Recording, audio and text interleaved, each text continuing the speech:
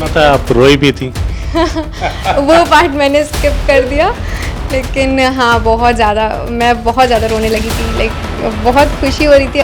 वैसे तो मेरा मेन एम है सिविल सर्विसेज, और लेकिन उसके लिए भी कई सीढ़ियाँ चढ़नी पड़ती हैं। तो ग्रेजुएशन में मैं चाह रही हूँ ऐसा कि मेरा BA LLB में कुछ अच्छा कॉलेज हो जाए। वो मुझे लगता है कि बस भगवान की उसमें मर्ज़ी थी कि नहीं, तुम तीसरे पे आओ ताकि तुम और मेहनत करो अगले के लिए। चाहे वो लड़कियाँ हो चाहे लड़कियाँ हो, ये तो कॉमन मैसेज है कि कुछ भी इम्पॉसिबल नहीं है। जैसे कि आपने बोला कि सारी चीज़ें थोड़ा थोड़ा करती थी, एक्टिंग, डांसिंग, सब कुछ, तो वो तो हर इंसान कर सकता है अगर वो पूरी मेहनत करना चाहे। अब तो कभी कभी जब शूट से आओ 4 दिन एकदम रिलैक्स कर लेती थी मैं, और उसके 1 हफ्ते बाद फिर उस दिन का भी कवर करना पड़ता था। अगर मैं आपको बता रही हूँ कि मैं 4 घंटे पढ़ती थी, तो फिर उस 1 हफ्ते मुझे 8 घंटे पढ़ना पड़ता था।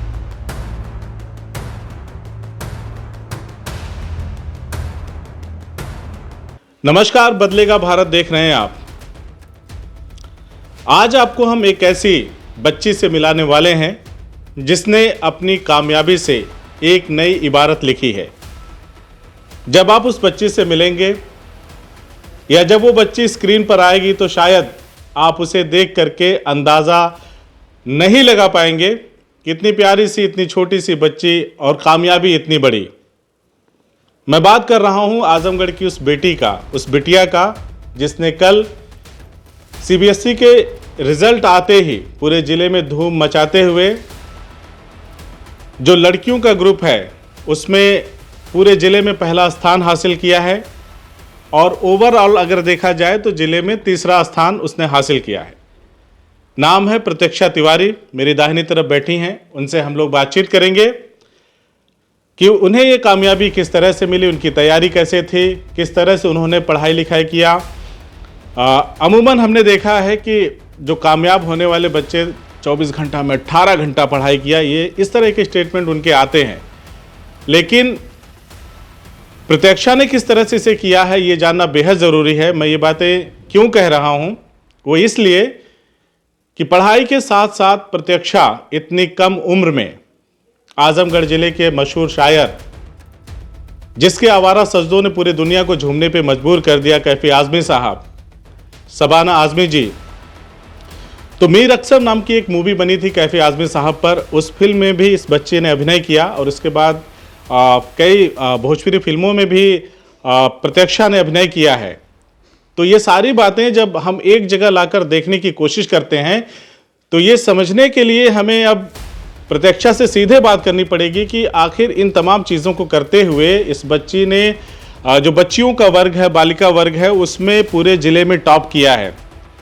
तो आइए देर न करते हुए सीधे प्रतीक्षा से हम लोग बातचीत करते हैं, जानने समझने की कोशिश करते हैं कि इन्हें जो कामयाबी मिली है, तैयारी किस तरह की थी, किस तरह से इन्होंने अपने आप को तैयार किया था। परीक्षा में बैठी और पूरे ज़िले में और नाम रोशन किया, अपने घर वालों का नाम रोशन किया। आज पेपर में सुबह सुबह मैंने देखा कई पेपरों में इनके फोटोज भी आए थे, उसमें इनके समाचार थे। तो देर न करते हुए प्रतीक्षा से बात करेंगे। प्रतीक्षा, स्वागत है। बहुत बहुत धन्यवाद, और बदलेगा भारत को भी बहुत बहुत धन्यवाद, और सभी को प्रणाम। और बहुत अच्छा लग रहा है कि आप लोग ऐसे आए और इंटरव्यू ले रहे हैं मेरा, और मैं पूरी तरीके से अपना सहयोग देने की कोशिश करूँगी कि आने वाले जितने भी टॉपर्स हैं उन लोगों को इस इंटरव्यू से हेल्प मिल सके। हम लोग बातचीत का सिलसिला आगे बढ़ाएं, उससे पहले मैं जान लेना चाहता हूं, या हमारे दर्शक भी जानना चाहते हैं कि जैसे मैंने इंट्रो में बहुत सारी बातें बता दी कि फिल्मों में अभिनय, सोशल एक्टिविटीज़ और एंकरिंग वगैरह भी आप करती हैं, स्कूल वगैरह में जो भी कार्यक्रम होते हैं, तो मुझे ये बताइए कि पढ़ाई के लिए कहाँ से वक्त निकाला आपने?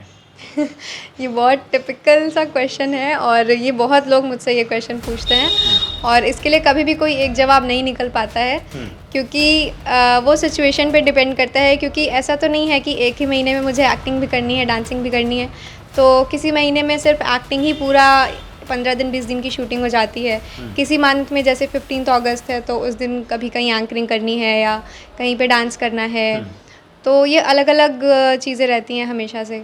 और मम्मी भी सोशल वर्कर हैं, तो उनके भी NGO में पूरा सपोर्ट रहता है, करना रहता है। तो ये सारी चीज़ें मिला के फिर भी I try my level best कि 4 घंटा मिनिमम मैं दूँ, क्योंकि मेन सब्जेक्ट्स में मतलब मेरे इंग्लिश सबसे इम्पॉर्टेंट होता है, मतलब अदर देन द 3 सब्जेक्ट्स। तो 4 घंटा तो मैं दूँ ही दूँ, और अदर देन दैट अगर आपको बाकी चीज़ों के लिए प्रिपेयर करना है तो न्यूज़पेपर और ये सब पढ़ना होता है। बट टू बी ऑनेस्ट मैं न्यूज़पेपर ज़्यादा नहीं पढ़ पाई, और मैं सबसे यही कहूँगी कि न्यूज़पेपर फ्रॉम द स्टार्टिंग पढ़ना बहुत ज़रूरी है। चलिए, मैं चाहूँगा कि आप अब हम लोग तरीके से मतलब पूरी डिटेलिंग के साथ बातचीत करेंगे।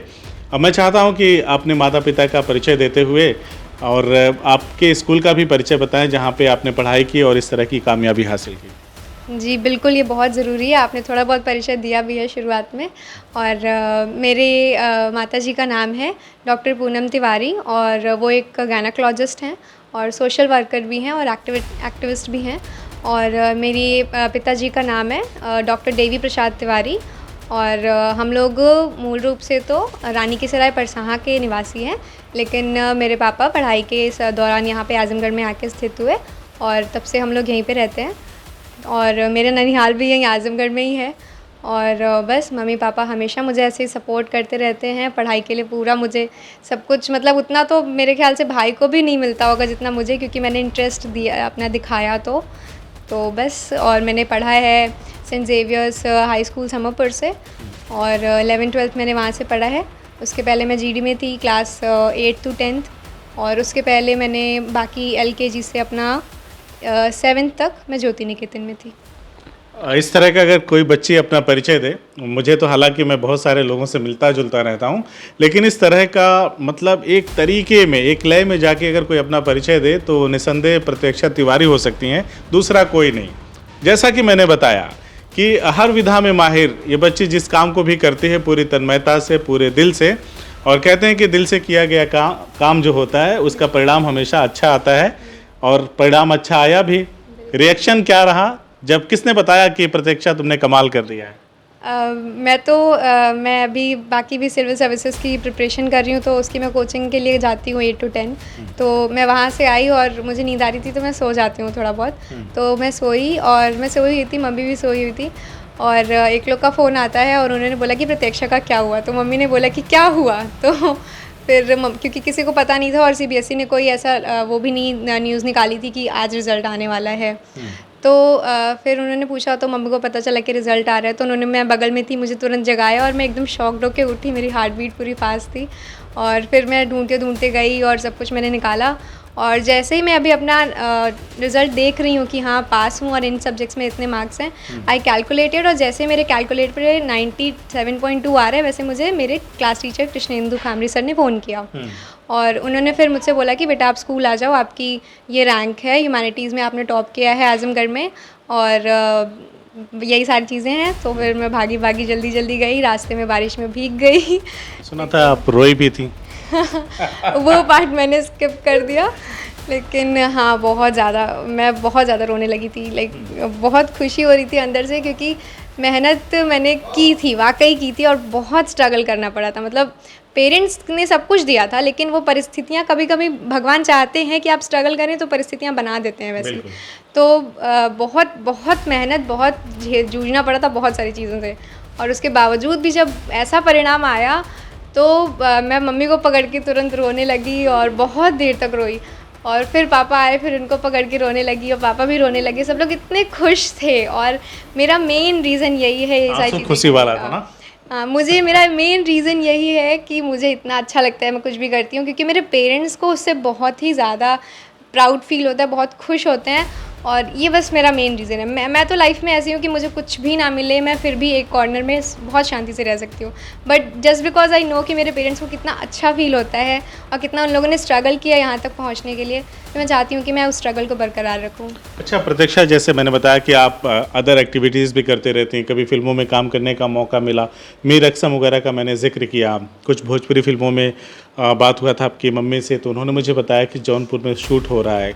तो शूट वगैरह के दौरान गैप तो होता होगा पढ़ाई में, तो क्या प्रतीक्षा को कभी ऐसा लगा था कि इस तरह के परिणाम आएंगे, इस तरह की उम्मीदें थी आपको? टर्म 1 में जब मैंने पेपर दिया तो उस टाइम मेरे नाना जी की डेथ हो गई थी। फर्स्ट पेपर के ही एक दिन पहले मेरे नाना जी गुजर गए, और हमारा, जैसे मैंने बताया, ननिहाल यही है, तो हम लोग नानी के यहाँ सब लोग भागे भागे उस दिन गए। अगले दिन पेपर था और हम लोग भागे भागे गए, और अब सिचुएशन वहाँ जा नहीं सकते हैं आप। मेरा एक छोटा भाई है, वो बहुत लगाव उसको था नाना से, तो पूरा संभालना, सब कुछ करना, और मैं सबसे बड़ी हूँ बहनों में, तो फिर सब कुछ करना पड़ा। फिर मैं घर पे आई और मुझे मेरा भी कुछ, जैसे आप जानते हैं लड़कियों को मेंस्ट्रुअल प्रॉब्लम्स हमेशा होती हैं, और ये फैक्ट है कि जितनी भी लड़कियां बैठती हैं उनमें से बहुत बहुत मैक्सिमम परसेंटेज ऑफ लड़कियां एग्ज़ाम्स के टाइम में भी ऑन पीरियड्स होती हैं। तो उसमें भी मुझे एक प्रॉब्लम है जिसकी वजह से बहुत सफ़र करना पड़ा था, और सब लोग नानी के यहाँ थे पूरे 13 दिन, और अकेले मुझे घर पे रहना पड़ा था पूरे 13 दिन। खाना आ जाता था, बट उसके अलावा भी खाना कुछ थोड़ा बहुत बनाना और दवा लेना, मतलब बीमार भी थी मैं रो रही थी बेड पे और मैं सो रही थी। बहुत बहुत बेकार सिचुएशन थी वो। मैंने पूरी होप्स छोड़ दी थी। अगले दिन एग्ज़ाम था फ़िज़िकल एजुकेशन का। पापा आए, शाम में दवा दी और मैं 2 बजे तक सो गई। 2 बजे उठी, 6 बजे तक पढ़ी, फिर सो गई और फिर स्कूल गई और मैंने एग्ज़ाम दिया 4 घंटे पढ़ के।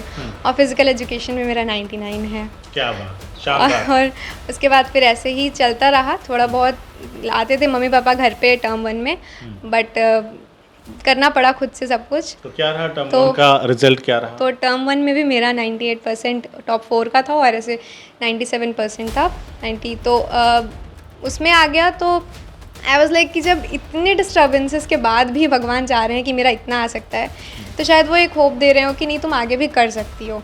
दूसरी चीज़ ये कि 12th के बाद जब ये डिसाइड हो गया था, टर्म 1 से पहले ही आ गया था कि CUET होगा, तो 12th के मार्क्स का कोई महत्व नहीं है। तो हमने सोच लिया कि नहीं दे देते हैं ऐसे ही। लेकिन जब इतने अच्छे मार्क्स आ गए तो सब लोगों ने बोला नहीं, अब तुम्हें तैयारी अच्छे से करनी है, कॉलेज मिल जाएगा अगर इतना अच्छे से पढ़ोगी तो, तुम पहले बोर्ड्स पे फोकस करो। तो मैंने कॉलेज एंट्रेंसेस का थोड़ा कम ध्यान देके फिर मैंने वहाँ से बोर्ड्स पे ही कंसंट्रेट किया। बट फिर भी बीच में फिर तबीयत ख़राब हुई। फरवरी मार्च में पूरा 1 महीने का बेड रेस्ट था, और फिर मूवी का भी शूट था मेरा। तो ये सारी चीज़ें करते करते अप्रैल में भी मेरा 15 दिन 20 दिन मूवी के शूट में गया, और वहाँ पे भी मैं पढ़ती थी, ऐसा नहीं था। बट वही होता है, 12 बजे मूवी से आओ, 1 बजे आओ रात में, फिर सुबह 6 बजे निकल जाओ। तो बहुत हेक्टिक शेड्यूल था। बट मुझे खुद नहीं यकीन होता है कि आई डोंट नो कि ये हो कैसे जाता है कि इतना मार्क्स आ गया पढ़ने पे। आगे बढ़ने से पहले एक ज़रूरी सवाल है मेरा कि जैसे आपकी उम्र अभी बहुत कम है, कल रिज़ल्ट आया है, तो जैसे अमूमन इस एज के लड़कियां जैसे दो एक तो पढ़ाई का प्रेशर, दूसरा आप जो फिल्मों वगैरह में काम करती हैं तो उसका एक प्रेशर रहता है, उसमें भी पूरा समय देना है। अगर एक्टिंग ढंग से नहीं हुई तो वहाँ पे भी डांट पड़नी है ना। पढ़ाई ढंग से नहीं हुई, रिजल्ट अच्छा नहीं आया तो घर पे भी और टीचर की भी डांट सुननी है। तो ये 2 काम एक साथ करना थोड़ा असंभव सा प्रतीत होता है, अमूमन लोग नहीं कर पाएंगे। तो आपने कैसे सामंजस्य बिठाया, कैसे किया इसको, किस तरह से? मैं जैसे प्रेशर नहीं लेती थी। सबसे इम्पॉर्टेंट ये है कि इसको ये सोच लेना कि मैं तो 2 चीज़ें कर रही हूँ, मुझसे तो होगा ही नहीं, या किसी एक चीज़ में बिगड़ जाएगा। तो सबसे पहले तो मैंने इस चीज़ का प्रेशर नहीं लिया। और जब मैं मूवीज़ पे जाती थी शूट करने के लिए, सेट पे जाती थी, तो मैं एक चीज़ दिमाग में बैठा के जाती थी कि डिफ़िकल्ट सब्जेक्ट्स तो मैं नहीं ले सकती हूँ, बिकॉज अगर मैं हिस्ट्री, पॉलिटिकल, ज्योग्राफी ले लूँगी तो फिर मेरा ध्यान ही नहीं जाएगा। तो मैं मोस्ट ऑफ़ द टाइम वहाँ पे हिंदी या फिर इंग्लिश रीड करती थी, क्योंकि उसमें स्टोरीज़ होती हैं और वो मेरा एक जैसे लेजर टाइम में एक टाइम स्पेंड हो जाता था अच्छे से मेरा। तो मैं वो कर लेती थी और थोड़ी बहुत उसमें से नोट्स बना लेती थी, टैब है और ये सारी चीज़ें हैं तो। और जब घर पे पढ़ाई करने का रहता था तो शूट का उतना कुछ रहता नहीं था। बस रहता था कि मतलब कभी किसी का फ़ोन आया तो आप अपना प्रोफाइल बना के भेज दीजिए और हमें करना है, या किसी एक क्लिप बना के भेज दीजिए किसी डायलॉग का, हमें सेलेक्ट करना है। ये सारी चीज़ें रहती थी। और हाँ, लॉस ऑफ कोर्स होता है, वो आप पे डिपेंड करता है कि आप कवर कैसे करते हैं।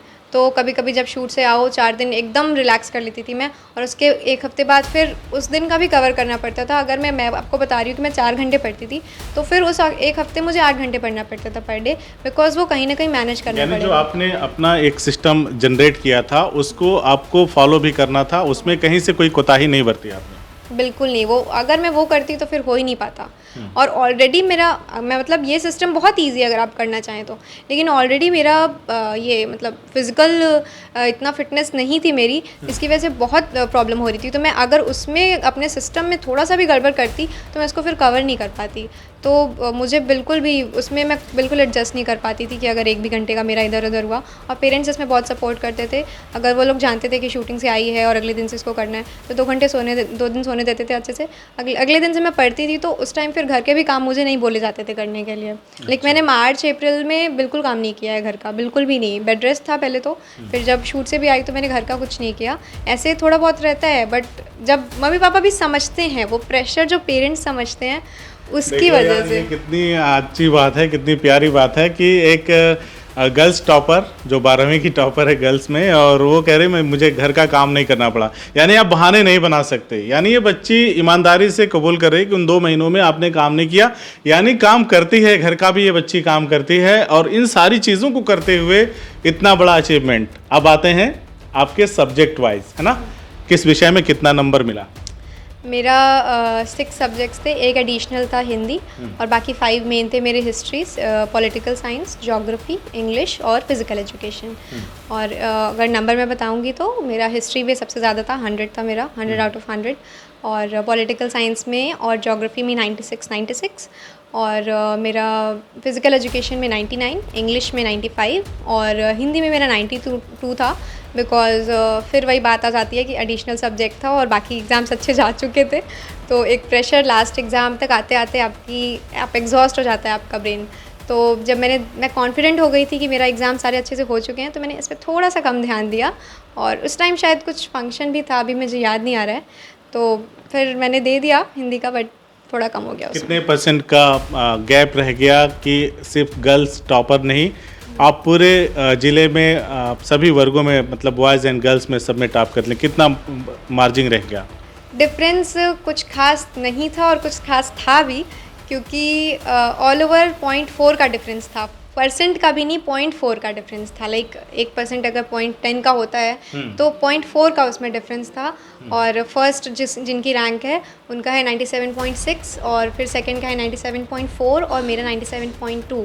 तो आई गेस कुछ 1, 2, 3 मार्क्स का डिफरेंस है उसमें, और भगवान जो चाहते हैं वही होता है। में आपसे कुछ बेहतर हो गया होता तो परिस्थितियाँ दूसरी होती? नहीं, एडिशनल में बेहतर हो गया होता तो नहीं होता, बिकॉज मतलब मेरे एडिशनल में सबसे कम है, तो आप कह सकते हैं कि हो गया होता, बट फिर उतनी उम्मीद नहीं, क्योंकि हिंदी हम जैसे आईसीएसई में इंग्लिश में सबसे ज़्यादा मार्क्स कटते हैं, तो सीबीएसई में हिंदी में सबसे ज़्यादा मार्क्स कटते हैं। तो टॉपर्स के भी बहुत रेयर सिचुएशंस में बहुत 98 ऐसे 97 ही जा पाते हैं। तो मुझे अपने से उतनी होप्स नहीं थी उसमें भी, दैट आई न्यू। तो लेकिन फिर भी हाँ, अगर थोड़ा सा परिस्थितियाँ वैसी नहीं रही होती तो और अच्छा जा सकता था, बिकॉज़ थोड़ा मेंटल प्रेशर की वजह से कि क्या, मैंने 1-2 सब्जेक्ट्स में ऐसे आंसर्स गलत किए हैं जो मुझे पता था कि इसका आंसर यही होना चाहिए, बट मुझे लगा कि नहीं, लाइक होता है ना कि कभी कभी दिमाग उलट जाता है। हाँ। तो लिखने के समय मैंने कुछ और लिख दिया, तो वो मुझे लगता है कि बस भगवान की उसमें मर्ज़ी थी कि नहीं, तुम तीसरे पे आओ ताकि तुम और मेहनत करो अगले के लिए। चलिए देखिए, यहाँ पे भी एक आशावादी जो सोच है ना, कि जो कम हुआ है, दूसरा कोई रहता तो कहता मुझे रंज है, मलाल है कि मेरा 0.4 रह गया, कम रह गया, और प्रतीक्षा उसे एक अवसर के तौर पे ले रहे हैं कि आगे मुझे और मेहनत करनी है, ताकि इससे कहीं ज़्यादा, है ना, 0.4 का बात ना करके हम 4% ज़्यादा मार्क लेके आए। और तो इस तरह की चीज़ें हैं। भविष्य में क्या इरादा है, क्या करने की तैयारी है प्रतीक्षा? भविष्य में तो वैसे तो मेरा मेन एम है सिविल सर्विसेज, और लेकिन उसके लिए भी कई सीढ़ियाँ चढ़नी पड़ती हैं। तो ग्रेजुएशन में मैं चाह रही हूँ ऐसा कि मेरा BA LLB में कुछ अच्छा कॉलेज हो जाए, और इफ़ नहीं हो पाता है, लाइक मेरे मन मुताबिक नहीं मिल पाता है BA LLB का कॉलेज, तो BA करके भी LLB करना is not a bad option, मैं सबको यही कहूँगी। बट सबसे पहले हमें ट्राई करना चाहिए, अगर आपको लॉ के थ्रू जाना है तो BA LLB, बिकॉज फिर आपके लिए वहाँ पे PCSJ और ये सारी चीज़ें भी खुल जाती हैं। तो सिविल सर्विसेज, हाँ। ज़िले की तमाम, या ज़िले की बात नहीं है, अब तो सोशल मीडिया का दौर है, सीमाओं का कोई और छोर नहीं है, देश विदेश में लोग आपको देख रहे हैं। क्या संदेश होगा बच्चियों को, ताकि वो भी आपके जैसा मेहनत करके इस तरह की कामयाबी हासिल कर सकें और अपने परिवार के साथ अपने ज़िले का भी नाम रोशन कर सकें? सब लोगों को सिर्फ इतना कहना है, चाहे वो लड़कियां हो चाहे लड़के हों, ये तो कॉमन मैसेज है कि कुछ भी इम्पॉसिबल नहीं है।